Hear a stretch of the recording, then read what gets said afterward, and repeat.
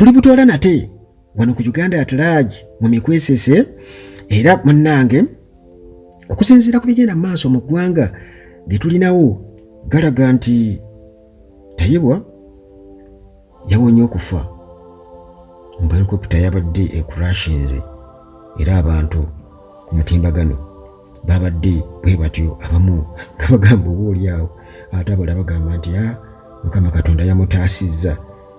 Tugenda kuba tubiraba ate era muganda wange intaneti Gen. Museveni mu kugiyigganya kirabika nti ate essaawa eno yeesanze nti kiyinza okubeera ekizibu ennyo okubeera nga agiggalawo nga bwe kyakolebwa mu kalulu 2021 mu ngeri y'emu munnange father omu akutte ekiso n'afumita abadde amubanja n'ebirala wano ku Uganda at large teweerabira Haji Haruna omusomi w'edduwa gwe alina obuzibu era okusoomoozebwa mu bulamu olw'ebizibu ebingi kubeera ku Haji Haruna omusomi w'edduwa ku ssimu ze ziri awo asangibwa ku Jinja Road e Bulumagi wali gwe naamwetaaze kubeera ku Haji Haruna omusomi w'edduwa ayagala omuvuzi wa special nga oyagala pangisa mmotoka oyagala omuntu omwesimbu kubeera ku mukisa 0740653 0740653 bwe tutyo munnange katugende maaso n'ebyo ebigenda mu maaso wano mu ggwanga. Tutandike nakiriwa tutandikire mu palamenti yaffe eya Uganda anti muganda wange eno entabiro ya buli kimu era nga bwe tuli essaawa eno twagala okumanya kiki ekigenda mu maaso wa gye twolekera mu kugoba bakamishoni oba mu kubajjamu obwesige kati sensa motion biki ebigenda mu maaso. Njagala okimanye muganda wange nti lunaku lwaleero ennaku z'omwezi nga 5 omwezi ogw'omunaana mandi zinaba ziri ssaawa nga 8 awo ez'amalya g'ebyemisana. Omubaka olw'emiyaga omukulu Theodore Ssekikubo bw'atyo agenda kuba ateekayo lisiti agiwaayo. Lisiti eriko ababaka 186 balambirira era ng'agenda kuba agiwa clerk wa parliament. Ababaka 186 be baateeka omukono muganda wange ku sensa motion ku motion oba ekiteeso ekijja obwesige mu bakamishona bano abeekomya akawumbi akamu n'obukadde 7 olulambirira.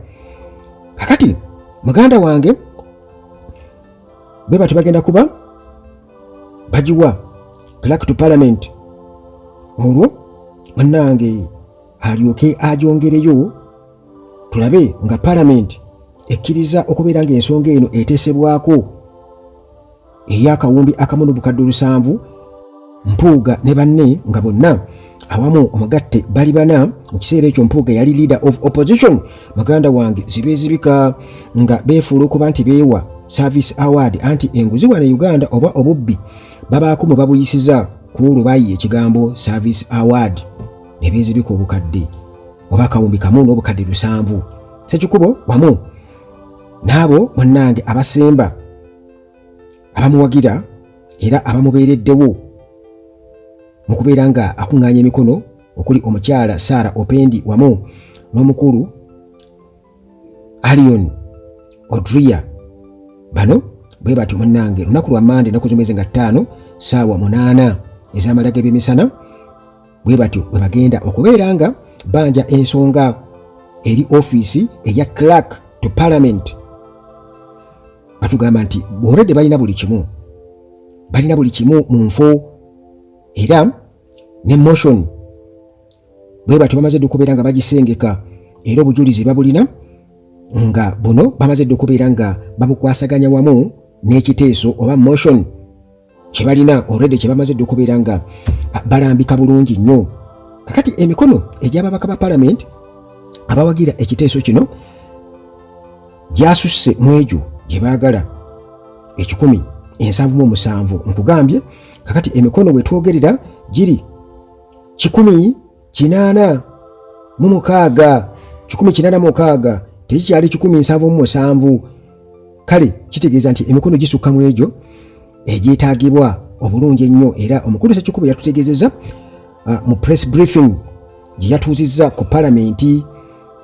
Abasatu bano abawumye omutwe mu nsonga eno bwe batyo baagala okubeera nga ababaka oba ba commissioners aba NRM basatu okuli omukulu Solomon Soluweni, omukyala Esther Afoyuchan okukosa n'omukyala Prose Akampulira Mbabazi, bana NRM basatu abo okukosa muganda wange ne Mathias Mpuuga ono nga yali leader of opposition mu kiseera ekyo era nga ava mu kibiina ekya National Unity Platform. Bano nga ba commissioners mu palamenti baagala muganda wange bwe batyo bavunaanibwe ogw'okubeera nti beezibika akawumbi akamu n'obukadde 700 nga beerimbise wansi gwa kye baayita Service Awards. Jjukira nti muganda wange okwogera ku nsonga eno kusanze emiziziko mingi nnyo. Ensonga y'obuli bw'enguzi eya corruption nga bwe kirambikiddwa nti palamenti efumbekeddemu obubbi n'okudiibuuda ssente z'omuwi w'omusolo muganda wange nga tebakkiriza kiteeso Speaker Anita Among kubeera nti nno kiteekebwa ku ffulo ya palamenti. Jjukira nti Speaker Anita Among yennyini ye yakiyaringa meeting obukadde buno oba akawumbi kano akamu n'obukadde 700 okubeera nti nno baziyisa bo nga bo bwe baali batudde so si kuziyiza mu palamenti mu mitendera nga bwe girina okubeera. Ti Speaker Anita Among ye kennyini yakiwumamu omutwe yaliwo era ono agezezzaako nnyo okubeera nti nno alemesa okubeera nti nno debate eno egenda ku ffulo ya palamenti. Jjukira nti baalina okubeera nti bakiteesaako Julayi nga 3 naye muganda wange era ne babikansolinga. Naye ku sayidi eri muganda wange ababaka ku njuyi zonna olwa NRM n'olwa opposition bonna wavuddeyo abatadde omukono ku kiteeso kino ekyokubeera kigoba ba commissioner omuli ne minisita omu Pacis Namuganza naye munnange yasayininga motion. Jjukira nti Patriotic League of Uganda Patriotic Movement omukulu David Kabanda ndooza ono ye Secretary General owa Piraawo naye muganda wange okukosa ne Michael Mawanda bano essaawa eno munnange bali ku limandi ku misango era egyekuusa ku buli bw'enguzi. Nabo bano munnange basupportinga motion baawuyayo emikono gyabwe bagiteekako ndowooza bagamba naffe newankubadde naye katugire.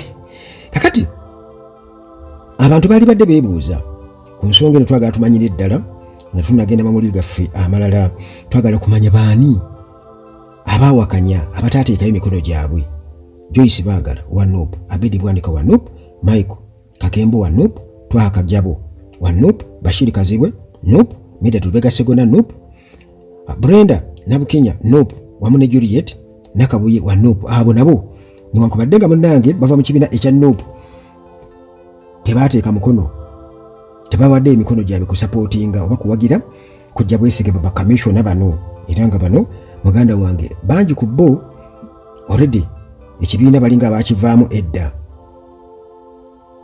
Abamu ku ba FDC abataateeka nabo mukono waliwo Anna Ebaju, Anthony Akol, Geoffrey Ekanya, Moses Kabusu, Florence Kabugo wamu ne Geoffrey Katusabe. Abo nabo waliwo n'ababaka abalala 2 abakiikirira abavubuka okuli Fiona Nyamutooro, Boniface Henry Okot. Nabo munnange bano tebaateeka mukono kusesa motion. Abdul Byakatonda ono nga mukiise akiikirira abakozi ye munnange yasalawo n'agamba kanteekeyo omukono gwange kanguweeyo obuli bw'enguzi munnange bumazewo eggwanga. Tekibadde kyangu nno eri ttiimu ya Ssekikubo okubeera nti bamatiza ababaka oba okuweza emikono 177 oba oliawo babadde balinzeeko manyi kati bino birimu gundi anandaba ntya Ssekikubo munnange kugambye lunaku lwa Mande naku mwezi nga 5 omwezi ogw'omunaana ng'amaze okubeera ng'ayanja Parliament. Kakati olwo katugeze ekkiriza kitegeeza nti alina ennaku 14 okubeera nga amatirizaamu ababaka 529 okutwaliza awamu bonna okubeera nti balonda nga bawakanya obuli bw'enguzi n'ekikolwa ekyakolebwa bakamishona 3 nga ba NRM okukosa n'omu nga wa NUP omugatte be 4. Kakati munnange okuva omubaka ono owa Rwemiyaga County yatandika okubeera nga anoonya emikono mu May ababaka bangi omuli ne Nuwagaba bano baagaana okubeera nga bamuwagira nga bagamba nti talina bukakafu bumala, talina evidence era nga baagala abuleete. Ssekikubo yabagamba nti leka motion emale okubeera tabled ku floor ya Parliament, kati olwo munnange buli kimu mujja kuba mukirabiraawo, tugenda kuba nga obujulizi tubuleeta. Obujulizi bwe tulinze lunaku munnange lwa Mande naku mwezi nga 5 mwezi gwa 8 saawa zijja kuba 8 ez'amalya g'ebyemisana. Awo tujja okwongereza ku mboozi yaffe eno. Olunaku lwabadde lwa 6 akawungeezi ne tufuna amawulire nti Deputy Speaker Tayebwa yabadde kyajje awona akabenje ka helicopter ak'ennyonyi Namunkanga. Naye Bannayuganda amawulire gamaze okubeera gasaasaana bwe batyo bw'okebera ku mitimbagano egy'enjawulo ku platforms ez'enjawulo ku mutimbagano ojja kusanga nga oluyombo mulwa ddala nga bayomba kugamba waliwo abeebuuza ebibuuzo ebyenjawulo era nga newankubadde akabenje kano bitono nnyo ebikakwatako byetwakamanyaako ebikakwatako akabadde katuta obulamu bwa Deputy Speaker Thomas Tayebwa yasurvivinze era tewali kabi konna kamutuuseeko. Kigambibwa okuba nti bino birina okubaawo yabadde akomawo Kampala kuva Bushenyi, yabadde ava ku mukolo ogumu okuli official naye tewali kyamutuuseeko. Naye Bannayuganda bw'okebera kugambye ku platforms ez'enjawulo ku mutimbagano waliwo abansesezza ennyo wano ng'omu yeebuuza ekibuuzo nti lwaki olutalo lwavudde awo nga omu yabuuzizza nti lwaki ddala takozesa ku nguudo embi naye omu ng'amugamba tewasoma Kamasi okukozesa ennyonyi oba air transport kisinga oba kyanguya okusinga okukozesa oluguudo. Nti kakati kibuuzo kikyo ky'obuuza era mu ngeri y'emu nga abamu beebaza Katonda nti ye bali kumutaasa sipiika waffe agira abeerawo mbumbu akyalina bingi ebyokukola naye era nga bo abalemerako balemerako nti nedda ffenna katukozese enguudo embi. Kituufu tukozese enguudo embi. Abali ku ludda olulala nga bagamba nti nedda lwaki nti muli kirasi y'emu naye kitegeera nti ye kirasi endala talina kukozesa nguudo, talina kuyita ku ttaka, alina kuyita mu bire mu bbanga, temuli kirasi y'emu. Kale mukwebaza Katonda nga beebaza Jesus Christ eyamutaasizza yasinze okubeera ng'akomentinga ebyansesezza yagambye nti Luka atiiti tiraba kino kale kwegamba bino byonna biraga oba oliawo obukoowu mu ngeri yonna.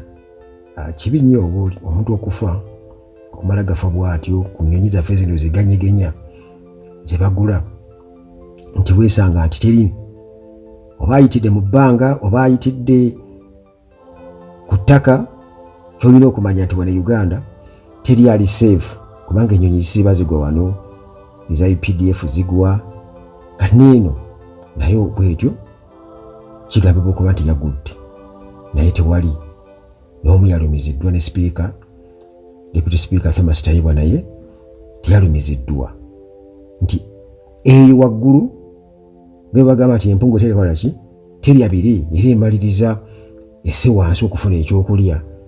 Kale kwegamba nti ne ku ttaka still teryewalibwa nti enguudo bwe zibambi teri gwe baatondera kubeera ng'ayita waggulu nga bwe baga nti empungu terya biri.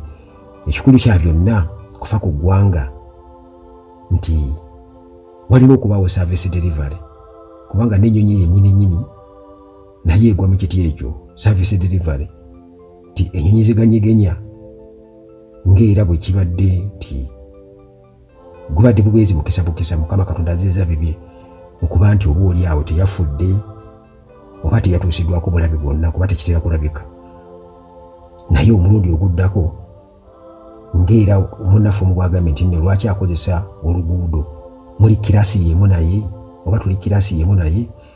Ekyo nakyo ekibuuzo muganda wange bw'okitunuulira olabira ddala nga bannayuganda bakusobera.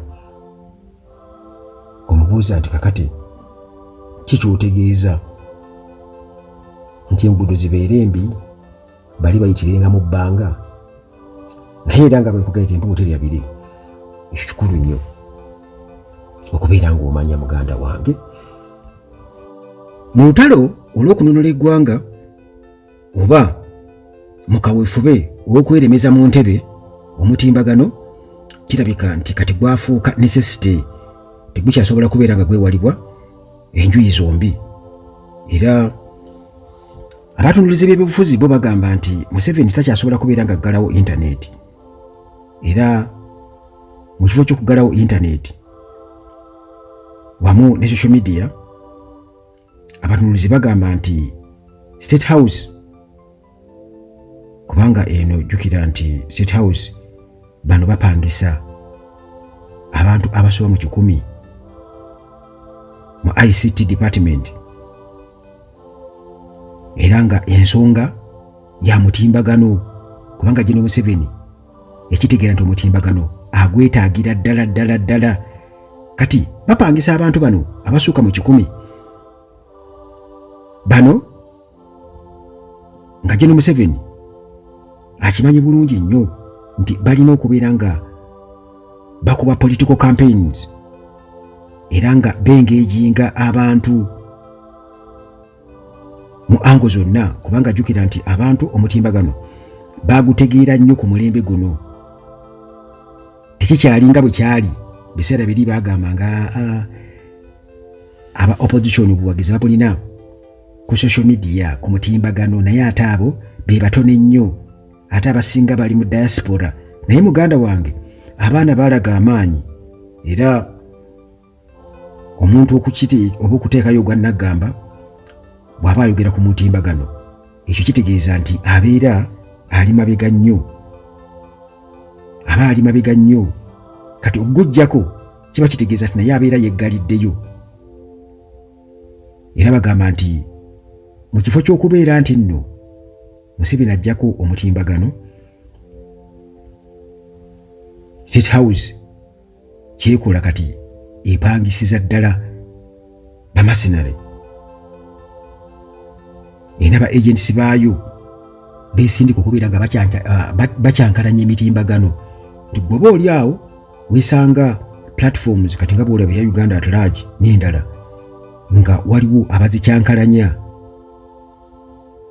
Kwegamba olutalo nabo kati baaluteeka ku ground, Cold War gitwale nga Cold War. Nabo bagamba olwanyi tuve mu bali abeekalakaasa, naffe tuleme kuteekayo gwa naggamba, tuuke ku ground. Kakati balina online anti-government campaigns ne trends nga bano balondoola emitimbagano, balondoola buli platform gye balaba nti eno eyinza okuba nga erina engeri gyekosaamu ekintu, gyevumirira ekintu ekyokulwa mu buyinza n'ekyobusika, bo kye bayita okuspreading oba okusaasaanya misinformation kalebule. Kakati okwekalakaasa okw'okuvumirira obuli bw'enguzi okubaddewo March to Parliament campaign, abantu badde basuubira okuba nti oba oli awo Gen. Museveni agenda kulagira nga bwe yalagira ku Facebook. Jjukira tugenda mu kalulu ka 2021 yalagira nti baggalewo internet, baggalewo Facebook ne internet. Jjukira nti yaggalwawo ate Facebook teyakola ki, teyadda n'okutuusa kati, kubanga waliwo emikutu gy'abantu ba Gen. Museveni ba full figure bakato Facebook gye yabaninga, era Gen. Museveni nga yakirabanga ababonereza abantu be nti waliwo kyekubiira, Facebook kye yenyigidde mu kyekubiira, bw'atyo n'agiwera wano mu Uganda n'otuusa kati newankubadde ng'ate era abantu bagibeerako. Ne minisita Anite wano yagamba Gen. Museveni nti tebakyasobola kubeera nga boogerako n'abaami baabwe, oba oli awo n'okwetega abeeteze nabo babeerako. Kati nga Facebook bagyetaaga nnyo, bakozesa VPN okutuusa kati bw'oba oyagala ojja akiseesinga olina kukozesa VPN, newankubadde ng'ate era ekyo ng'ogyeko ebyatuumi ne byeyogera omugenzi nti internet teyaliiwo mu biseera ebyedda naye baabangawo. So nga Gen. Museveni tava ku Twitter, ku X kati tavaako, abeera okwo tavaako, kitegeeza nti internet kyamakulu nnyo gy'ali, oba oli awo naye kenyini okusobola okubeera nga agikozesa okunnyonnyola oba kyayita okusaabulula obulimba obwa opposition, kuba yagamba nti opposition ekola bulimba, buli kimu kyevumirira, ebeera esaasaanya bulimba. Naye ate ekyo ng'okiggyeko omutimbagano bagukolerako bizinensi eza ddala, era nina abantu bemmanyi abaali bakozesa ennyo Facebook mu bizinensi, nga okuva lwe bajjako Facebook bizinensi zaabwe zaggalawo. Waliwo mukwano gwange omu ekirungi nti muwagizi wa Gen. Museveni nnyo, era namugamba kati tolina nnyo kyokaaba, kozesa amakubo amalala kubanga byebyo.